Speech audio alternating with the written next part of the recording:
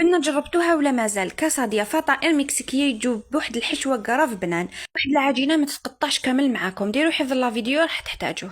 نروحوا اول حاجه في الريسيبيون ديالي اللي درت الدجاج قطعته قطع صغيره، درت عليه الملح طماطم وصبارات التوابل راح نخليهم لكم كامل تحت لا فيديو. زوج مغارف كبار تاع زيت زيتون وزوج مغارف كبار نتاع الحليب، نخلطهم ونحطهم في الثلاجه يشربوا هذوك التوابل. من جهه اخرى ريسيبيون ثاني درت 3 كيسان نتاع الفرينه، مغرف صغيره خميره تاع الحلوه ومغرف صغيره تاع الملح، 3 مغارف كبار نتاع الزيت عادي. خلط وراح هنا نجمع العجينه بحليب اللي لازم يكون دافي، تكون معنا هكذا طريه، نعجنها شويه كما راكم تشوفوا ونحطها نغطي عليها حوالي 5 دقائق.